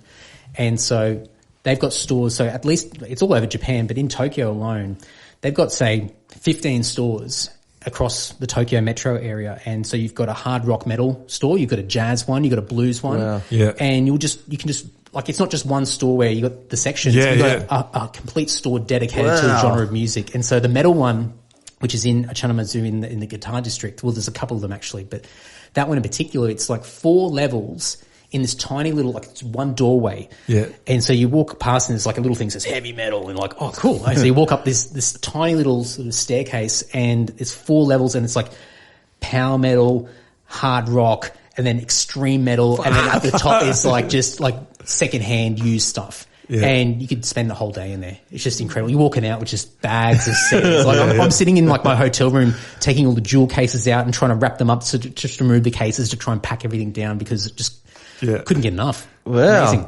Tell us about your record collection. Oh, I've got a few. How many do you have? I don't know these days because I sell a lot, so I do a lot of trading and selling. But I don't know. I think I've probably had about 300 or 400 records, and I mean CDs are probably 5,000 or something like that. Fucking hell, man, that's a lot. But I think that's a big thing, like metal and stuff like that, is you become obsessed in the collecting aspect of it. And so I've always loved picking up things in my travels and going to weird stores. I'd be in Germany and they'd be like, I'm seeing stuff that you never could get at home and just going, I need to get that, and just coming home with bags of CDs and records, and just eventually you go, oh shit, I need more shelves, or I need another room to go and house all this stuff in. So And now it's all on your phone. Oh, that's it. Well, yeah, definitely Spotify and all that stuff now. But I think it's still a good idea, a real good idea, to have the hard copy. Yeah, it is. You know, like, because you got to pay for everything else. You know, Spotify's not free. You know, you don't own the shit and that. So if you actually have a CD, and the CD's so much better quality anyway. You know? The other thing I've noticed is that a lot of artists on, so Spotify, for example, but any streaming service, is that whenever they want, they can actually remove the album. What I've found is that some of the older albums, what artists are doing is that they're removing, so just say an album was released in 1989, they will remove that, so it's no longer available. So you search for it, where is it? It's gone. And then what they're planning to do is actually re-release it as a new version now. And so they'll pull the old one, and so now you'll only get to listen to the new one, which might be remastered and in some parts re-recorded. So you're not even listening to the original anymore, and you don't have access to the original anymore. That sucks. So Megadeth's a good example of that. So all the original recordings aren't online anymore. It's all the remasters from 2004, and then they've done some new remasters since then, and they don't sound anything like the originals. Like Dave went back in the studio and changed like some of the backing vocals and increased the volume, and I think he added some extra guitar parts in places. Yeah, it's a bit thin in some. He wanted to listen to it how he wanted it to sound how he wanted it originally to be, which I can appreciate, but for anybody who's listened to the originals, that's what you know. Yeah, that's it. That's how it was recorded. That's what you get. So for me, like my Megadeth CDs, like the original ones, I won't get rid of them because I may never get to hear the originals again. So it's good to keep some of that stuff. Yeah, for sure. Yeah. What's your bass setup now? Like what are you plugging into? So we're all endorsed by ESP, and we're lucky enough to get signature guitars a few years ago. I don't even know how many years ago now. So we've all got like really wanky, like mine's like the AD4, Andy Dowling 4, which is like just mad. Like it's crazy. Like how the hell did I get a signature guitar? But we've all got one, Mark, Tim and myself. And so really from a rig point of view, I've got a Galleon Kruger. I can never say that properly. Tiny little MB 200. I think it's a tiny little amp that's like just like a larger hard drive. And basically we bought old hard drive Velcro clip sort of pack, just a little Velcro pouches, and we just chuck it in there, and then it's in our backpack, and that's our entire rig. And I've also got like a Line 6 pod that I'll run through, and really, I mean, I'm just using that for like, I've got a really basic tone, which I could potentially get out of the amp itself, but I've just been so used to using the pod. Yeah. And the pod's got a tuner attached to it as well. Yeah, cool. That's it. That is so easy. That's it. That's great. And I'm actually considering, like, I know a lot of bass players go, oh, don't do it, mate. But I'm actually considering just buggering it all off and just getting like a little Sans amp, and that's it. Because honestly, I don't need anything else. And I won't get Tim and Mark's rigs correct, but they use the same head so we all use bass heads, these tiny little things. And Tim's got this weird thing. He's going to be cringing if he watches this, because he'd be like, oh, Andy, like you're stuffing this up. But he's got this little pedal board. I can't remember what it's called, but it's all Bluetooth to his phone. And so all of his patches are within his phone, and it's all just, and so basically he's got a separate phone. He sits on top next to his amp, and he's got his little pedal board, and that's it. It's his entire rig. It's all programmed through his phone now. It's just ridiculous. Technology. So when we go on tour, it's literally our backpacks. I mean, obviously we've got extra gear like and guitars, stuff. There's no heads or anything like that. As long as the only thing we ask at gigs is that we just get a clean channel. Bass heads, perfect. If you've got 3 bass heads, great. But if not, we just need clean channels. So everyone usually gives you the old Marshall stacks, and they never have a pure clean tone. There's always a bit of grit. And it's the worst because it just throws everyone's sounds out. So we always say, just give us a head with a really, really clean tone, sort of channel, and then we can plug in from there. But so the drummer's the only one that's got a cart a heap of shit. Yeah, he's got to carry his bloody cymbals and pedals and stuff like that. We're like, yeah, you're on your own, mate. Yeah, I'll take you one bag. Yeah. Fuck, that's cool. So what do you do for like your pre-show warm-up? Do you... Yeah, I sink a few beers. You don't have like go through the C scale and then probably should. Yeah, there's a fine line with the beers. I've got to be really careful. It is. With that. I found out with podcasting and beers. Oh as yeah, well. I've done that too. I think 3 beers is about right, but yeah. Then you sort of just Look, when I've been focused and taking it a little bit more seriously, because sometimes the shows change as far as your level of focus, and for me also like. I'm also like doing merch. I'm doing everything else. I'm running around. Right. So for me, I'm like, oh, that's right. I got to play the damn show as well. Yeah. So, but if I do have time, I'll just run through like the set or parts of the set, or in particular parts of songs where I'll just notoriously just get something in my head where I'll continuously press the wrong bloody frets and go, why am I keep doing that? Why am my fingers doing that? So I'll run through that stuff beforehand, but not a lot of scale work or anything like that. But a lot of the time, like there has been a lot of times which I shouldn't do, but I'm literally like running backstage. I've got a beer in one hand. I'm just ripping the thing open, chucking it on, making sure everything's plugged in, batteries are in. Yep, excellent. Okay, let's go out. And beer down, let's play. And sometimes it works. Yeah. Sometimes it takes a few songs to get into the rhythm. I'm like, oh, that's right. Yeah, I've got to actually play. Yeah, the bass player is funny because I used to watch his band. They toured a little bit around Wollongong and that, and the bass player never plugged in because he was always too drunk. Yeah. And he'd fuck up, but he looked the part. He had like long ass hair and he could windmill like crazy. So they were just like, we don't even turn his amp on. I love it. That's such a bass player thing, isn't it? Yeah, it just fits the stereotype of a bass player. Yeah, it's you couldn't hear it anyway. So I love it. They did that to Sid Vicious, didn't they? Sex Pistols. Yeah, they had a bass player up the back, and he thought he was playing, and they had someone actually play all their shit. That's so funny. Yeah. I've got one story years and years ago. It'd be close to 10 years ago, and we were playing up in Brisbane, and so hometown.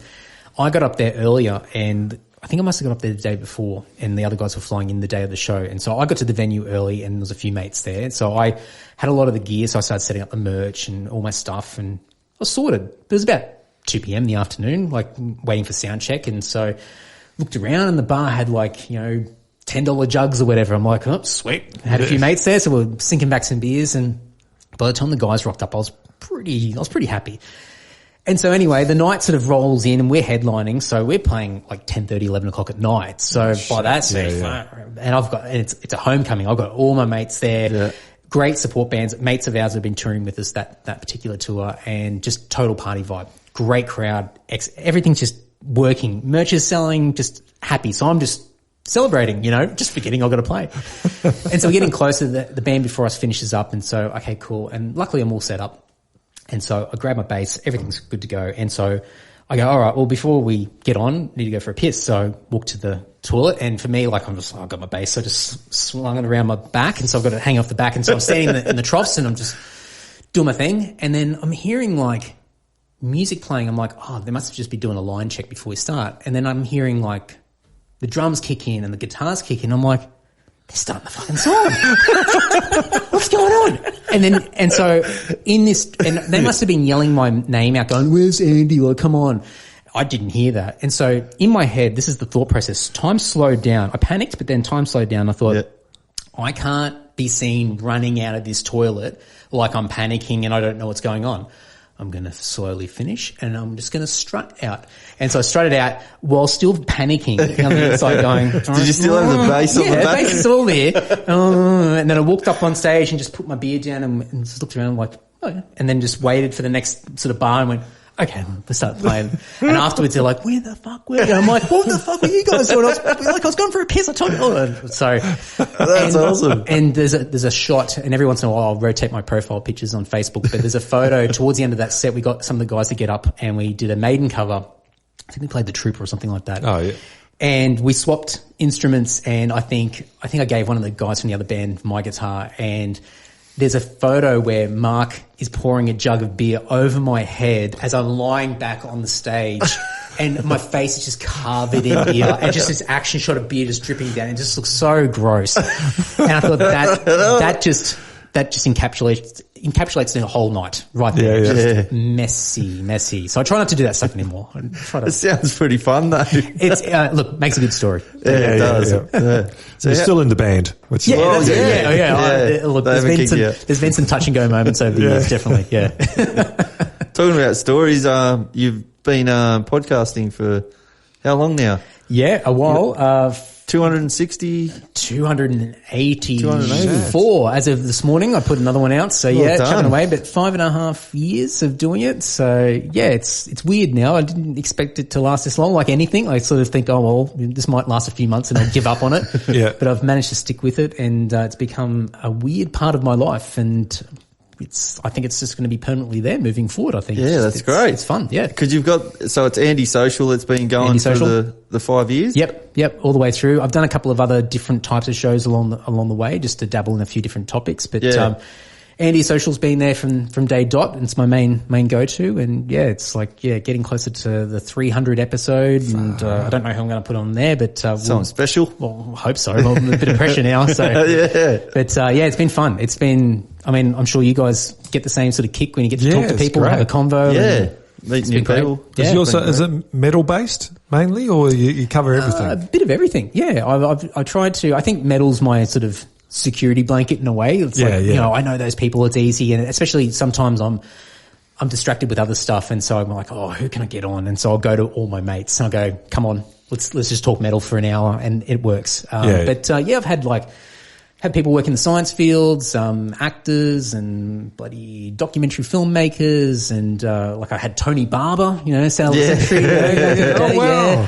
Lots of authors and comedians, and so anyone I find It's a interesting. great just get way on. of meeting people, though, isn't it? Because you'd never have a reason to really talk to them unless you invite them on. Absolutely. Yeah. I mean, a lot of these people, especially so I've had astrophysicists and mathematicians and things like that. And so for me, I find that stuff fascinating, but it wouldn't be enough for me just to message these people out of the blue and say, hey, can I just go and grab a coffee with you sometime? And can I just ask you a bunch of dumb questions for an hour? And they're like, I've kind of got some things to do. But instead you go, well, I've got this podcast. And they're like, oh, okay, all right. Yeah, that's right. You're legitimate now. The podcast is just a front for me to ask some questions. So that's all it is. So it's like, how does math work? And they're like, oh, well. And it's like, okay, thank you.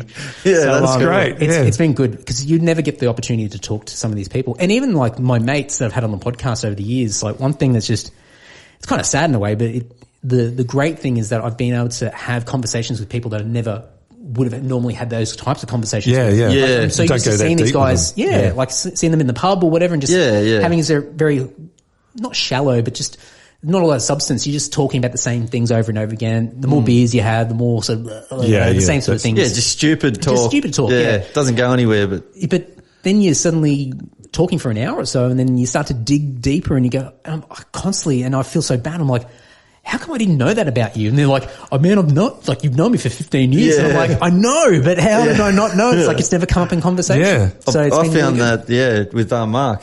We did a podcast with Mark, and there was things that I never knew about him. I was like, fucking hell. You just don't Should have known all that. Well, you kind of think, you go, well, you meant to, these people are your mates, you meant to know a lot about them, but you just don't get to those types of conversations. Yeah, that's right. Maybe if you went fishing or something, you're not going to do it in the... Yeah, I don't do fishing. We don't do fishing in that. That's so new fishing, isn't it? But it's kind of like, when we were all younger, where before mobile phones and you had the old landline. Yeah. And so you'd be on the phone to your mate and you got if you're lucky, you might have had a cordless, you're really fancy, but otherwise it's the cord wrapped around the door frame and you're around the corner, talking to someone for an hour on the phone, just talking about shit. But it was a long conversation about whatever was going on.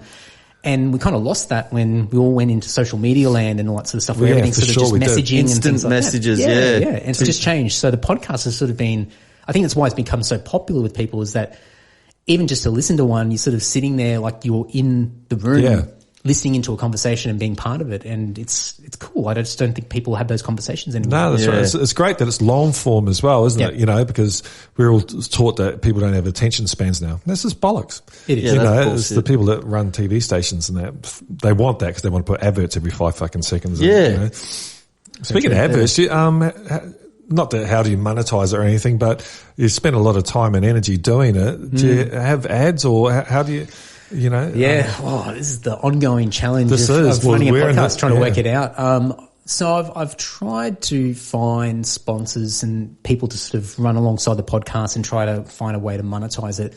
But it's really difficult. I think also in the back of my head, I'm trying to make it as genuine as possible. And that's anytime, the issue, isn't and it? any attempt I've tried to do it just kind of comes across as disingenuous. So what I've started to do, which actually has no monetary benefit whatsoever, is that anybody who's been on the podcast before, I always, and I try to remember, I sometimes forget, but I offer them a 30-second spot where they will advertise whatever the hell they want to advertise. So if they're in a band or they've got their own podcast or whatever, and they can do a little 30-second ad. And at the beginning of every single episode now, I've got an ad for somebody who's previously been on the podcast, and no catch whatsoever. Yeah, it's just a way to sort of spread the love and give back, because they've given me some time from their point. And it sort of helps legitimize the podcast. People hear people doing a little advert at the beginning and they sort of go, oh, that was the guy who was on the podcast. That's kind of cool.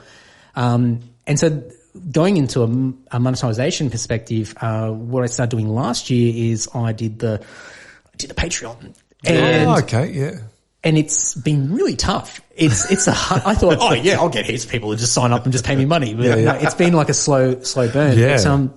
It's been really rewarding. And now, I get a few $100 a month from a group of legends who just are happy to throw money my way and to say, I love what you do, and I don't necessarily expect anything in return. Yeah.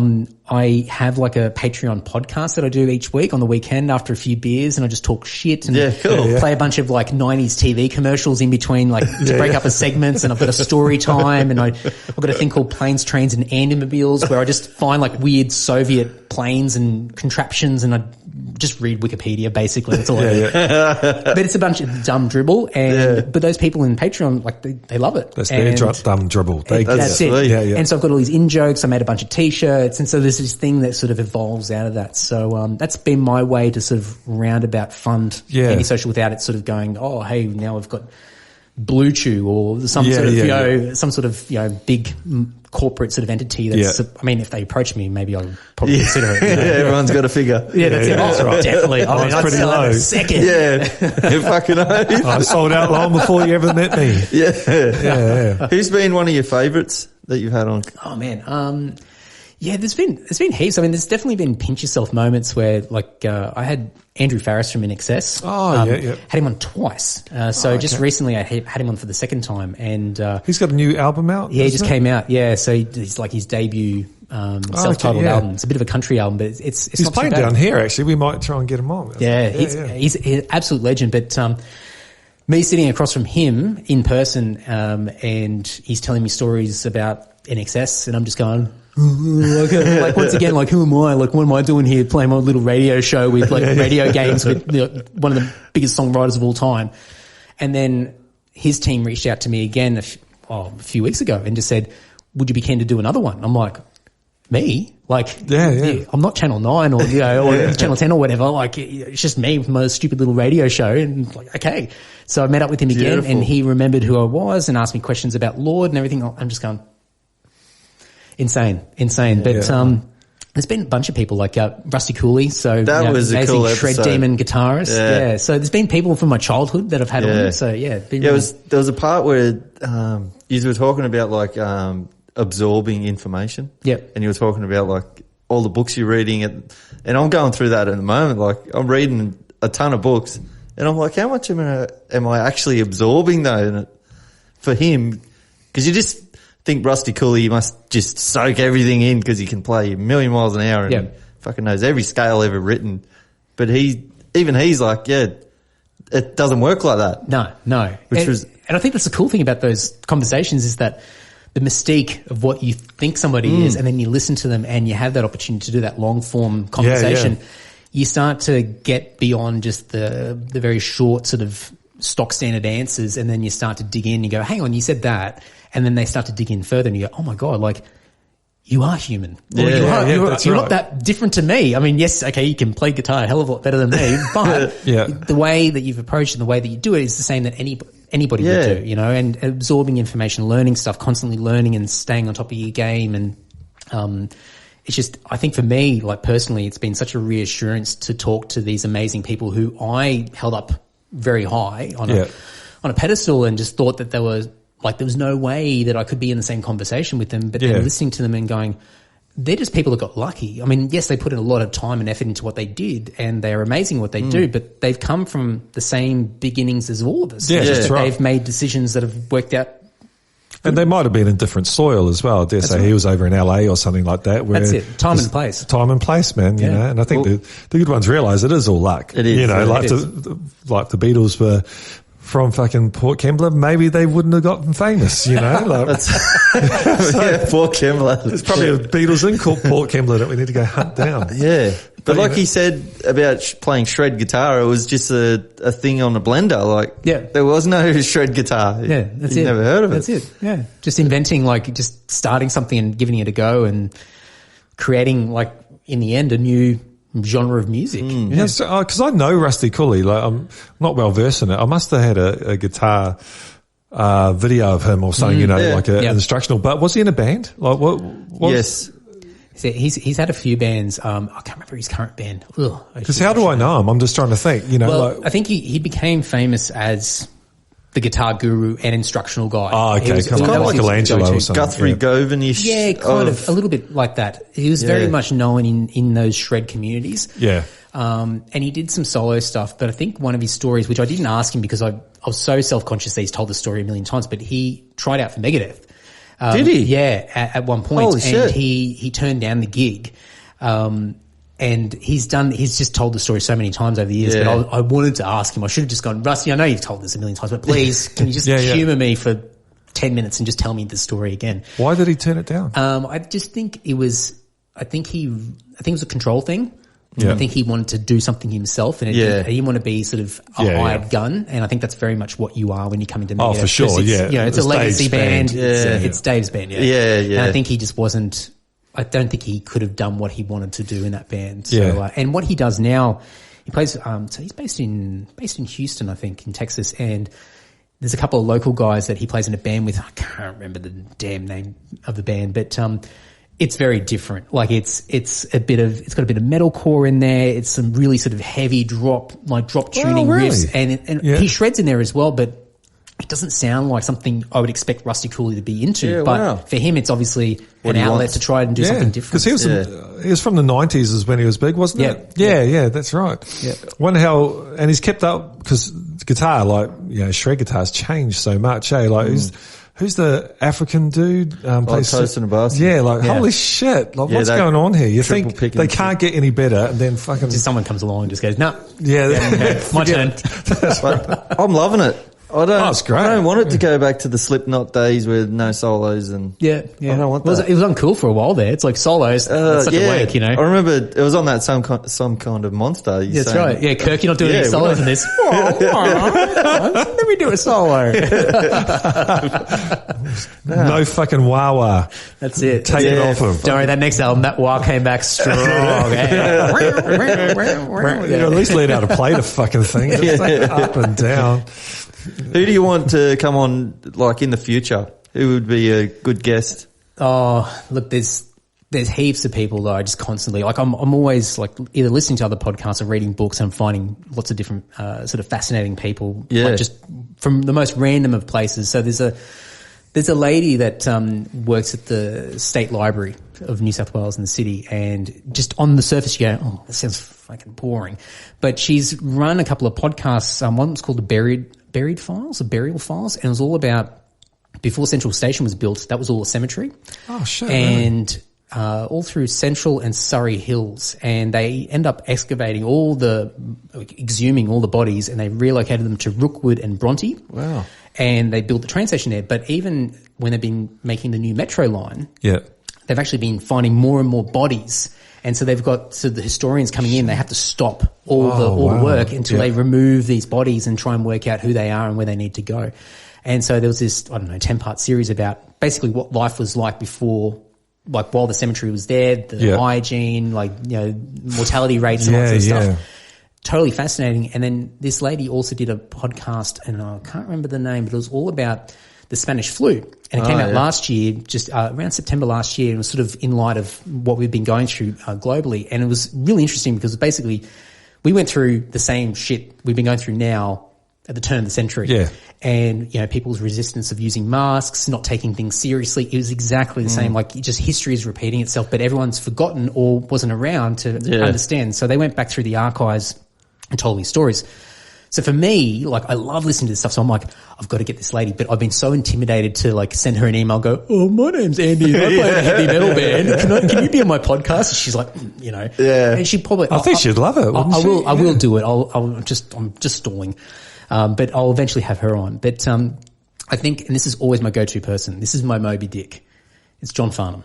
Wow. John Farnham really? is my, Yeah. like, I love the guy. Just been a massive Farnsey fan for forever. And, it's been a while, but, every few months for a while there, I was emailing Glenn Wheatley and I go, Glenn, Andy, blah, blah, my podcast, coming up to episode 100 or coming up to episode 200 or whatever, or 150 or whatever. I'm trying to find milestones. I'm like, I'd love to have John. And he's like, oh, well, John's doing a tour at in November. Contact me then. And I'm like, oh, there's a chance. Contact him, like, coming up to November. I've got it like in my phone, reminder there, ready to go. Yeah. Bam, Glenn, you mentioned before. Refer to below email. And he's like, John's not doing any interviews. I'm like, oh, okay, all right. I'm like, at least he's responding to me. Yeah, yeah. But, he is somebody that never does interviews anyway. And I think if he ever does anything, it's like mainstream TV and that's it. Yeah. He doesn't like doing them at all. So here's my Moby Dick because I think it's so unlikely that I'll get him, but I'm going to work out a way. I'm going to find a way to do it. Yeah, I'm going to find a way. I've got to make it appealing and I've got to, don't know. There's a few ideas. But the cover version, like that's a nice in, man. Well, so. Was that the idea? So years and years ago, we recorded Playing to Win, Little River Band song, and ended up being in Farnsey's set for years. And this was recorded years ago. I think it was still during the Dungeon era. And then we re-recorded it a few years ago. And Wheatley got it. Brett Garsett, I've had Brett Garsett on the podcast, so John's guitarist. And so they've all heard it and they said it's cool. I was like, oh, it's pretty mad. Haven't heard it directly from the man himself, but through the chain, it appears to have been accepted and they like it.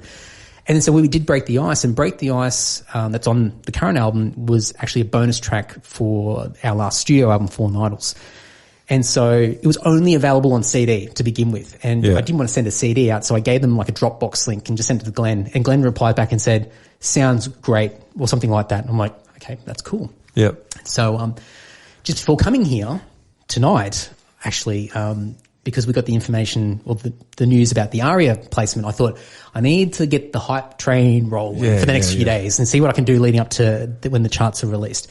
So I contacted Rob Farnham, which is John's son. And so we follow each other on Instagram, and there's a strict thing within the family, and I'm sure that they won't mind me saying it, but family can't recommend anybody to John. So it's just keep it separate. Okay, so we've had some mutual friends that work in the music industry, and they've tried to hook me up and go, hey, Rob, you reckon you can get John on Andy's podcast? And Rob's like, I can't do it. Like, we stay out of it. It's just business is business. We keep it, and like respect, like absolutely. But, I sent him Break the Ice a while back, and he said, love it. It's his favorite Farnsey song. So on the way here, I flicked in the Spotify link and said, hey, by the way, it's out. It's going to place in the ARIA charts. It's great to see this song, which has basically been a bit of an underground song for Farnsey's prior to Whispering Jack and all of that. Yeah. Be good to see it out there. So I'm crossing my fingers that he responds back and he goes and gives it a bit of love and goes, hey, Dad. Go and listen to this. That's great. So I'm doing a bunch of that. I went back to like Darren Hayes from Savage Garden. It's some of the, I can't remember who else I've messaged. Ivor Davies. Ivor Davies has listened to the Icehouse cover that we've done. Yeah. So I've been sort of whoring it back out again, just hoping that a few people share it around and give it a bit of the social media love. So you've always got to hustle. You got to hustle, man. Got to hustle. Hey, always hustling. I'm slack at hustling. We need to get a hustler on the show. We do. What, like a whore or? No. We've got plenty of those. You need an ugly hustler. Ugly hustler. Yeah, it's a different world. I'm wrong generation with all of it. Well, you need time though, eh? Where do you find the time You need time, but I think it's also that tall poppy syndrome sort of thing where you sort of feel a bit about sort of reaching out and talking up something and trying to promote yourself. And it's pretty un-Australian really, isn't it? We're not used to doing shit like that. It is. And I've had to get past myself in order to sort of put things out and go, hey, like we like something and we want to share it with you, and I'm allowed to do it. Like I can do it. Yeah. And so I've tried to find ways to do it in the most genuine approach possible without Yeah. it sounding too wanky and too egotistical. It's a tough But you balance still got to sometimes. keep, like my wife and I put an album out last year, then COVID hit, so no gigs or anything. And like Adam was saying, just kind of died, and we're really proud of the album. And do we re-release it? It's like, because nothing fucking happened. Like, I reckon. we need to, Fuck it. it'd be a shame to let it sit there, like, and Yeah. nothing happened. That's it. You just want people to hear it, Yeah, just put it back out again. Hopefully enjoy it. Yeah. Maybe. I'm That's all halfway I through think I writing think you the new should. one. Why not? Fuck it. Fuck it. Well, Well, that's you it. You just got to get pushy, don't you? Just do what In Excess does, AC/DC does, the Wiggles do, all these bands that are just re-releasing their old albums. Just chuck one extra bonus track on there, chuck a demo on there, That's a just great something idea. in there. Yeah. It's the Yeah, for extra sure. track, and so like, hey, it's a re-release, and just that one little extra track. Yeah, I love Put a it. tuning key on there. Yeah. This is what we tune to. Yeah, so be a bit lower, Bonus. actually. Yeah. Well, even actually, the covers album that we just put out. So we've got all the songs, and then when people buy the album on Bandcamp, you also get, I think it's like 2.5 hours of Tim and I doing a podcast and talking Beautiful. about all the 23 songs. That's a great idea, yeah. Stories behind the songs, what was going on in the band at the time, and also why we like these bands. So us just like fanning out over Judas Priest and Iron Maiden, John Farnham, yeah, Ice House, all these bands, and just going, oh yeah, I remember that album, that's really cool. And so we just did that we didn't expect it. I think we were meant to only do it for an hour, and it was like 2.5 hours. Sounds I like was "How fun, has this been though. going?" That's Yeah. great. Yeah. And that was a way for us to add a little bit of extra value to the product. So Yeah. hey, add a podcast in and just talk about the songs if you wanted to. That's a great fucking Are idea. you guys man. ever going to do a tablature book? Oh man, we've been punished for years for doing Fucking this. hell. Everyone's too lazy to do it. We've Yeah, actually wow. put the call out to people and said, hey, if someone actually wants to do it, like absolutely, like contact us and we'll work with them to try and make it happen. Jesus. Well, Yeah. is there might be some software that would probably do a is bad now. job, eh? It probably is Yeah, now. there probably would be these days. Sibelius is, they actually write some music out, so you think tab might be easier. Yeah, because you can't find it if it's up there, someone said, nah, that's not it. No, It's yeah. not- They're not correct. There's not much out there. And I think, to be honest, I need some more stuff to sell. So let's get some I tab think, books yeah, going. I think you should. You got a bit of Yeah. spare time? I do have a little bit every now and then, but it seems to be getting drawn away Yeah, it does, man. every couple of weeks. So what are you reading at the moment? Because I know you're an avid reader. Bit of a bookworm. Yeah. Oh, yeah, man. So you're going for 20 books, is it? this 50 this 50? year. 50, yeah. So I was going for 10. I'm on. It's good, man. Because at one point I was barely reading one a year. So Yeah. it's fucking it's A. taken a while to get to where I am now. But I think I just finished book 19 so far. I went hard in like January. Wow. Because I was cheating. I found a bunch of small books. I'm like, I'm going to read all the small books. Yeah, in there, yeah. You know? And but I think the last book I read, and this is so weird, but I've been reading a lot of customer service books. This is so lame. So lame. But so for me, like in the band, like obviously playing bass, but I'm also like the sales guy, the marketing guy, Yeah. all that sort of Yeah, stuff. yeah. And I'm obsessed with just trying to find things that are outside the music industry that can be a point of difference. So, we all buy things. We go to the shops, you experience customer service all the time. And I'm trying to work out why particular companies and businesses retain people for longer. And it's not, you can have great music, but if you're not making the effort to connect with people and engage and make people feel valued Yeah, yeah. and making it easy for them, Yeah. then they'll get distracted. It's not that they don't like you anymore. It's just that they've found something else. And now, you scroll Fucking through your A. feeds, you're just finding stuff all the Yeah, time. absolutely. So we get people that come back and go, oh, I didn't even know you guys were releasing music anymore. I'm like, we haven't stopped. Like, what are you on about? Like, we've been constantly Yeah. releasing music. Where have you been? And it's just you realize that you haven't connected with them for a while. Yep. So, Absolutely. Yeah. so yeah, I've been reading I think the last book was called "Ignore Your Customers" and something or whatever from Mika Sullivan, Solomon, and he was some American customer service guru guy, very sort of wanky, over the top sort of guy. But but there's some interesting stuff in there, and I learn like a lot. Like for now, like as an example, like every time someone orders from me and from the band, I'm really lucky where I live. Like I'm walking distance from the post office, so I'm just getting my steps in, walking down, posting stuff all the time. They love me down there. And as I'm walking back, I've got my phone out and I'm sending thank you videos, private link on Great. YouTube, upload to my Oh, YouTube shit. channel, send it through on the message. So change the status to sent, and I'll go, here's a little thank you video. And it's just me saying, hey Ben, thank you so much for grabbing the CD, blah, blah, blah. And, really appreciate your support. That's fucking great. I just posted it now. You should get it later this week or in a few weeks, or you're in Germany, so I've got no freaking idea how long it's going to take, but I'll give you a tracking number. You can keep an eye on it. And those people come back They're and keep super buying. fans, man. You They keep converted coming them. back. And so those little things I love doing. So it's such a weird thing to say, oh, I'm reading customer service books, man. But it worked. I love it. I love it. Yeah. It sounds like it's working. Yep. Just got to keep on to it and keep that enthusiasm up. But, you know, you love what you're doing. So. I do. And I think for me, like, you know, the podcasting and the role I play in the band and like just being here with you guys, like I love meeting people and talking and riffing and talking shit and all that sort of stuff. And so any excuse for me to communicate and interact with people, I'm there. You're down with it. Oh, down for sure, man. For sure. That's great. Hey, on a side track, I'm 45 and I only just found out today, talking reading things, I listened to an interview this doctor was giving. Oranges are supposed to be green. You know, if they go... That is so fucking random. I just had to put it out there. I love it. It just fucked me. I didn't know that.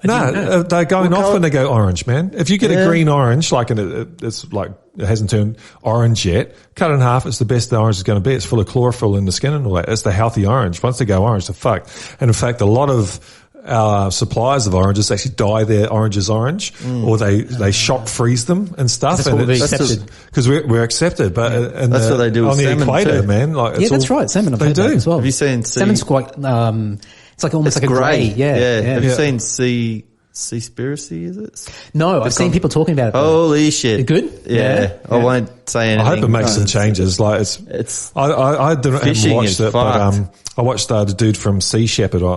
He's on it I a follow lot, him, and he's saying their ship, one of the Sea Shepherd ships, picked up 2 nets last year, just floating there, fucking killing everything. 100-mile long nets, man. 70 tons of fucking net. 2 of them, and they're everywhere, man. These fuckers are, their actual modus operandi is to fucking wipe out all the fish so the price goes up. They want to rape the fucking planet, man.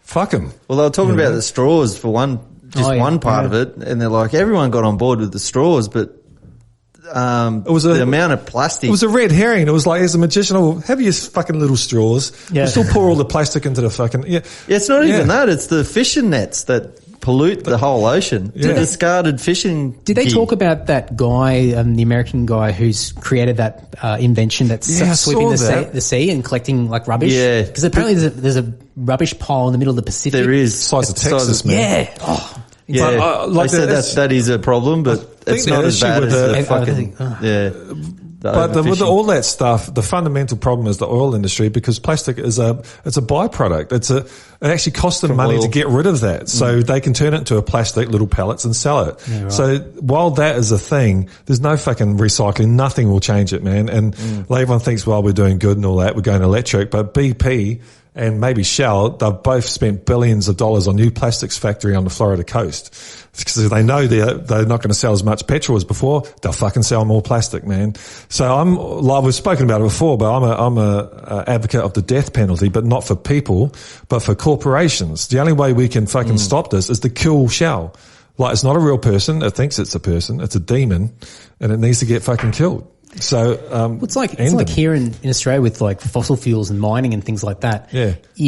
Those giants aren't going to change until they work out the economical sort of benefits of going to renewable energy. Yeah. And when they can start to siphon the money out of that, that's right. Then they'll move away from coal and iron ore. The problem is that how do you put a fucking a meter on the sun?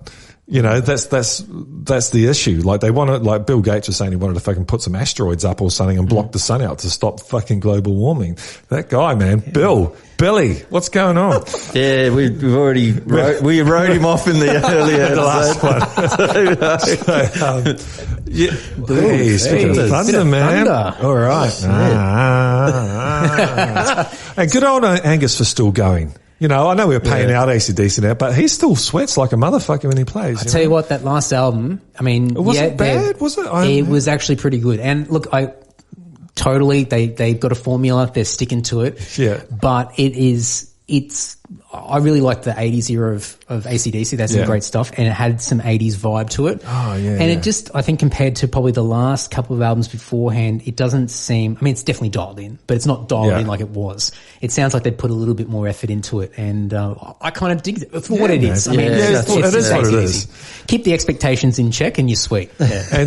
And Brian's back with them? Yeah. Yeah. Yeah. So that whole air thing was bullshit. Yeah, I don't know what was going on there. I think there was a 60 Minutes interview with him. I think they were talking about it, but I didn't watch it, so I don't know what the go was. Brian's got a good show on. It's on Prime or something. You have to pay Bezos for it, but it's Life on the Road, and the interviews like Robert Plant.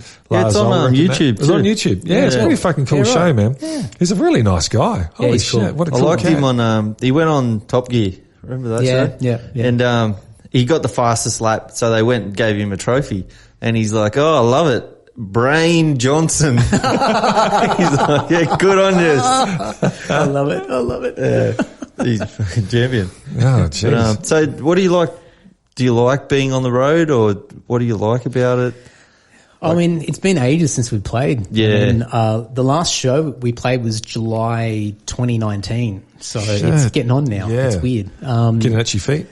Yeah, a little bit. But I think for us, like the older we get, and I mean, I'm not old. I'm sort of what am I? 36. That'll do. I tend to once I got to 30, I just lost track. That's the way, man. Yeah, It doesn't no fuck idea. off. I've got no idea. I have to sort of do the bit of math and go, what year was I born? Okay. But all of us in the band, I'm the youngest out of the three. And everyone's starting to have kids and different jobs and things like that, different types of commitments, partners, marriage, all that sort of stuff.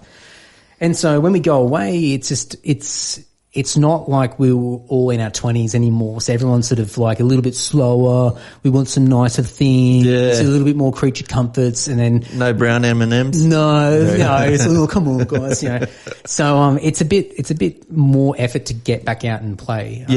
But I definitely miss it. I miss it a lot, and I've got a lot of mates who are out there playing and have been just constantly playing, and I'm just looking at it going, oh man, I'd love to get into it and and do it. But I also remember coming off the end of a tour and being away for a few weeks and going, I can't wait for this to end. Oh my God. Like I'm just sick and tired of being around these people. This is I just want my own bed. I want to just do my own thing. I don't want to have to walk out the door and someone go, where are you going? Like, oh, can I come? It's like, no, I just want to go for a walk and just leave me alone, all that sort of stuff. So I whenever I feel and I can't actually tour, I remember those post-tour thoughts or the end of tour thoughts, and I go, okay, it's cool. Yeah, it's all right. I've got my own bed. I can chill out. Yeah, it's fine. That's cool. Because I remember like just traveling. I haven't fucking toured anything, but you kind of miss your bed. Yeah, after a while. But then when you get back, you're like, but it doesn't last long. Like you want to go back out again. Yeah. Like they're just fleeting moments. And I think at the end of traveling, just going on a holiday or whatever, you're starting to think about home and you start to get homesick, or you're just thinking about, I'm sick and tired of like sleeping on this shit bed or wherever it is, and I just want my own place. I want to be able to just do my own thing. But within days or weeks, you're starting to like, or even the bad memories of being away somewhere and being, unclean because you haven't had a shower, or just like, or hungover, or just sick or whatever, they start to become like nostalgic, beautiful memories. And go, that wasn't that bad after all. Right. I wish I could go and do that again. Oh, if only I could go back. And then you're back and you go, oh man, I hate this. I just want to go home. It's always the grass is always green on the other side. Right. It is. I wonder if our Mark's going to feel that with this boxing match he's got coming up. Yeah, I don't know. Yeah, it's exactly the same though. He was like, I don't want to do this again, and then he's got all I guess he's all gung ho for it. And like, I wonder if he's going to feel that. He's only got 2 weeks left. 2 weeks left. 2 weeks left. There you go. So it'll be interesting. A little bit of a post analysis to see. Yeah, that's for sure. Yeah, it'll be live on Fox Sports and KOTV. There you go. 23rd of April. Yeah. I think we should wrap this bitch up now. Then that was great. That was pretty good. Thanks for coming on. We appreciate it. No worries. Awesome. Great. Anyway, you can catch Andy on Andy Social. Oh, yeah, so Wi-Fi, Lord. Everywhere. I've got a really wanky website. It's like Egomaniac here. Tall Poppy Syndrome doesn't exist. AndyDowling.net. And I've just dumped everything there. So Lord's there, the podcasts are there, Patreon's there, everything's there. So if people just want to know or have a sticky beak, they can just go there. Awesome. And check it all out. We'll put up a link. Sweet. That's great. Cheers, Andy. All right. We did.